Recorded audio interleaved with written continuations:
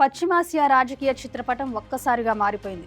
America మద్దతుతో Israel జరిపిన భీకర క్షిపణి దాడుల్లో ఇరాన్ ఆధ్యాత్మిక రాజకీయ అధినేత అయతుల్లా అలీ ఖమేనీ మరణించారు. ఈ విషయాన్ని ఇరాన్ అధికారిక మీడియా ధృవీకరించడంతో ప్రపంచవ్యాప్తంగా పెను సంచలనం రేగింది. శనివారం తెల్లవారుజామున ఇజ్రాయెల్ వందలాది యుద్ధ విమానాలు, క్షిపణులతో ఇరాన్పై విరుచుకుపడింది. తాజా దాడుల నేపథ్యంలో ఇరాన్, ఇజ్రాయెల్, ఇరాక్ దేశాలు తమ గగనతలాన్ని మూసివేశాయి. ఇజ్రాయెల్లో ఎమర్జెన్సీ విధించగా ఇరాన్లో మొబైల్ సేవలు నిలిచిపోయాయి. Target Tehran. ఏం జరిగింది అనేది ఓసారి చూద్దాం.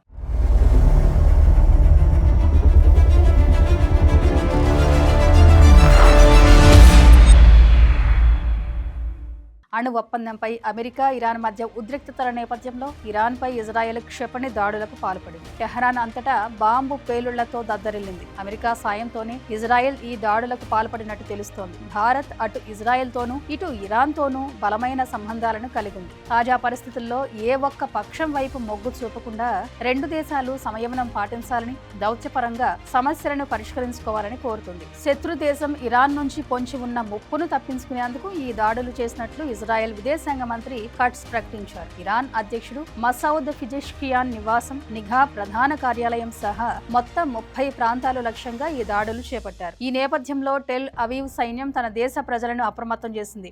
వైమానిక దాడులు జరిగే అవకాశం ఉన్నందున దేశంలో ఎమర్జెన్సీ ప్రకటించింది. టెల్ అవీవ్ తో సహా పలు ప్రాంతాల్లో సైరన్లు మోగాయి. స్కూళ్లు, కార్యాలయాలను మూసివేయాలని ఆదేశించారు. తాజా దాడుల నేపథ్యంలో పౌర విమానాలకు ఇజ్రాయెల్ తన గగనతలాన్ని మూసేసింది. అటు ఇరాన్, ఇరాక్లు కూడా తమ గగనతలాలను మూసివేస్తున్నట్లు ప్రకటించాయి. ఇరాన్లో మొబైల్ సేవలు నిలిచిపోయాయి. ఇజ్రాయెల్, ఇరాన్ మధ్య ప్రస్తుతం నెలకొన్న ఉద్రిక్తతలు దశాబ్ద కాలంగా కొనసాగుతున్న విభేదాలకు పరాకాష్ట. 1979 ఇరానియం విప్లవం కంటే ముందు ఇరు దేశాల మధ్య సన్నిహిత సంబంధాలు ఉండేవి. విప్లవం తర్వాత అధికారంలోకి వచ్చిన ఇస్లామిక్ ప్రభుత్వం ఇజ్రాయెల్ ని శత్రువుగా పరిగణించింది. ఇరాన్ రహస్యంగా అణు ఆయుధాలను తయారు చేస్తుందని ఇజ్రాయెల్ బలంగా నమ్ముతుంది. ఇది తమ మనుగడకే ముప్పని భావించి ఇరాన్ అణు కేంద్రాలపై ఇజ్రాయెల్ తరచూ దాడులు చేస్తుంది. ఇరాన్ తన మిత్రపక్షాలైన హజ్బల్లా, లెబనాన్, హమాస్, గాజా మరియు హౌతీ, యమన్ తిరుగుబాటుదారులకు ఆయుధాలు, ఆర్థిక సాయం అందిస్తూ ఇజ్రాయెల్పై దాడులకు ప్రోత్సహిస్తుంది.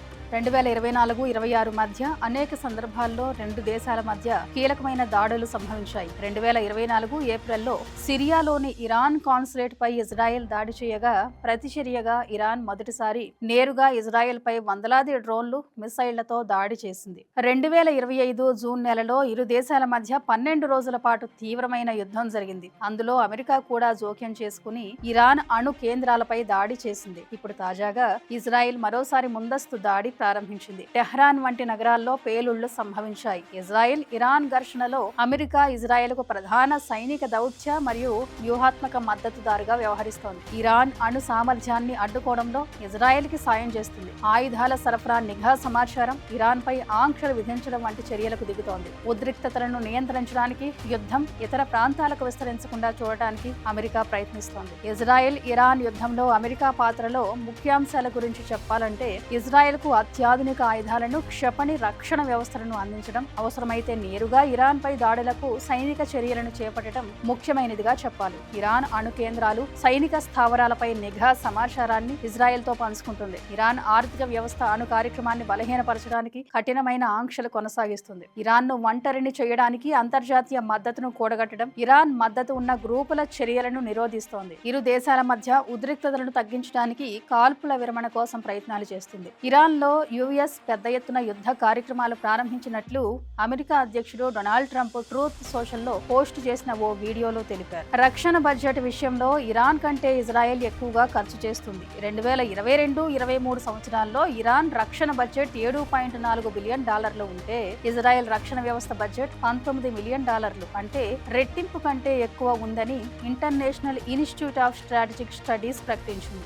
జీడీపీలో రక్షణ రంగానికి కేటాయిస్తున్న నిధుల విషయంలోనూ టెల్ అవీవ్ టెహ్రాన్ కంటే చాలా ముందుంది. ఇజ్రాయెల్ రక్షణకు ఐరన్ డోమ్ యారో వ్యవస్థలు వెన్నెముక లాంటివి. ఇజ్రాయెల్ అనేక దేశాలకు క్షిపణులను ఎగుమతి చేస్తుంది. పశ్చిమాసియాలో ఇరాన్ మిసైల్ కార్యక్రమం అతిపెద్దది, వైవిధ్యమైనదిగా చెబుతారు. ఇరాన్ వద్ద 3000కు పైగా ఖండాంతర క్షిపణులున్నాయి. 1980 నుంచి 88 వరకు పొరుగున ఉన్న ఇరాన్ తో జరిగిన యుద్ధం వల్ల ఇరాన్ తన క్షిపణి వ్యవస్థపై విస్తృతంగా పనిచేసింది. ఇందులో భాగంగా స్వల్ప శ్రేణి, దీర్ఘ శ్రేణి మిసైళ్లు, డ్రోన్లను అభివృద్ధి చేసింది. అణ్వస్త్ర విస్తరణ నిరోధక బాధ్యతలను ఇరాన్ ఇరాన్ 20 ఏళ్లలో తొలిసారి ఉల్లంఘించినట్లు అంతర్జాతీయ అణు ఇంధన సంస్థ బోర్డ్ ఆఫ్ గవర్నమెంట్ ప్రకటించింది. దీనిపై అమెరికా, బ్రిటన్, జర్మనీ, ఫ్రాన్స్ ప్రవేశపెట్టిన తీర్మానానికి అనుకూలంగా బోర్డులోని 35 దేశాల్లో 19 దేశాలు ఓటు వేశాయి. ఇరాన్ తన రహస్య అణు కార్యక్రమాల గురించి తాము అడిగిన ప్రశ్నలకు సమాధానమివ్వడంలో విఫలమైందని, ఇది నియమావళిని ఉల్లంఘించడమేనని అంతర్జాతీయ అణు ఇంధన సంస్థ తెలిపింది. అణ్వస్త్రాల తయారీకి, అణు విద్యుత్ ఉత్పత్తికి అవసరమైన రియాక్టర్లలో ఉపయోగించే శుద్ధి చేసిన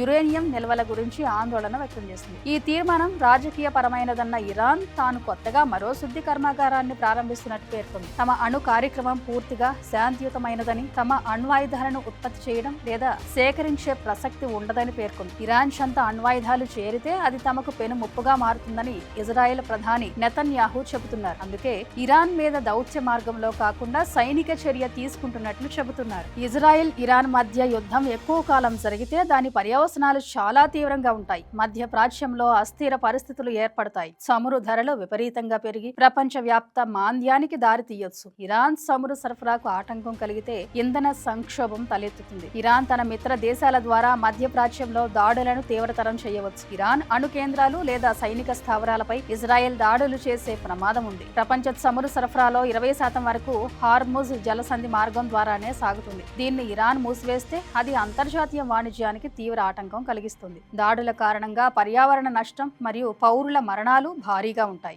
దీనివలన ప్రజలు వలస వెళ్లే ప్రమాదం ఉంది. ఇరాన్కు సైనిక సిబ్బంది బలం ఎక్కువగా ఉంటే ఇజ్రాయెల్కు అత్యాధునిక సాంకేతికత మరియు వైమానిక శక్తి బలంగా ఉన్నాయి. దాంతో పోరాటం బాహాబాహి అన్న చందంగానే సాగుతుంది. ఇజ్రాయెల్, ఇరాన్, అమెరికా మధ్య ఉద్రిక్తతలు తీవ్రంగా మారిన పరిస్థితుల్లో భారత్ సంక్లిష్టమైన దౌత్య పాత్రను పోషిస్తోంది. ఏ ఒక్క పక్షం వైపు మొగ్గు చూపకుండా రెండు దేశాలు సంయమనం పాటించాలని, దౌత్యపరంగా సమస్యలను పరిష్కరించుకోవాలని కోరుతుంది. భారత్ అటు ఇజ్రాయెల్తోనూ ఇటు ఇరాన్తోనూ ఎలాంటి వ్యూహాత్మక సంబంధాలను కలిగి ఉంది. ప్రధానమంత్రి మోడీ ఇజ్రాయెల్ పర్యటన సందర్భంగా ఇరు దేశాల మధ్య సంబంధాలు శాంతి ఆవిష్కరణ, శ్రేయస్ కోసం ప్రత్యేక భాగస్వామ్యం స్థాయికి పెరిగాయి. రక్షణ, సైబర్ సెక్యూరిటీ, సాంకేతిక రంగాల్లో భారత్, ఇజ్రాయెల్ మధ్య సహకారం మరింత బలపడింది. భారత్ కి ఇరాన్ ఒక ముఖ్యమైన శక్తి వనరుల భాగస్వామ్యం. అంతేకాకుండా మధ్య ఆసియాకు ప్రధాన మార్గమైన చాబహార్ పోర్ట్ అభివృద్ధిలో భారత్ కీలక పాత్ర పోషిస్తుంది. ఈ పోర్టు ద్వారా భారత్ తన వాణిజ్య ప్రయోజనాలను కాపాడుకోవాలని ప్రయత్నిస్తోంది. యుద్ధ ఉద్రిక్తతల నేపథ్యంలో ఇరాన్, ఇజ్రాయెల్లో ఉన్న భారతీయ పౌరుల రక్షణ కోసం భారత రాయబార కార్యాలయాలు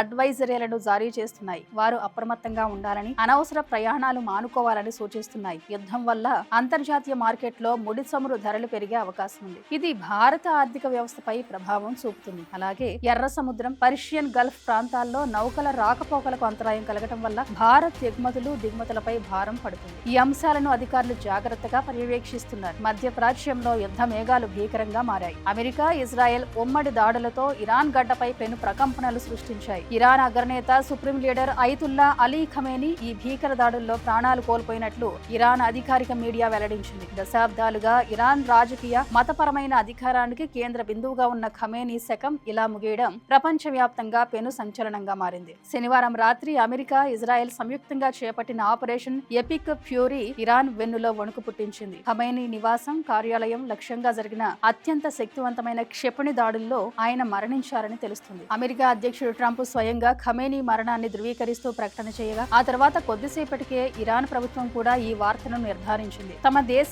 అత్యున్నత నేత మరణానికి గుర్తుగా ఇరాన్ ప్రభుత్వం దేశవ్యాప్తంగా 40 రోజుల పాటు సంతాప దినాలు ప్రకటించింది. ఖమేనీ మరణంతో ఇరాన్లో తదుపరి అధికార పీఠం ఎవరికి దక్కుతుందనేది ఇప్పుడు ప్రపంచ దేశాల్లో ఉత్కంఠ రేపుతుంది. ఖమేనీ మరణం ఇరాన్ అంతర్గత రాజకీయాలనే కాకుండా మొత్తం పశ్చిమాసియా సమీకరణాలను మార్చేయనుంది. ఈ దాడికి ప్రతీకారంగా ఇరాన్ ఎలాంటి చర్యలు తీసుకుంటుంది? అమెరికా, ఇజ్రాయెల్ తదుపరి వ్యూహం ఏంటి అన్నది ఇప్పుడు $1 మిలియన్ ప్రశ్న. Thank you for watching. Please subscribe to Khyati connects.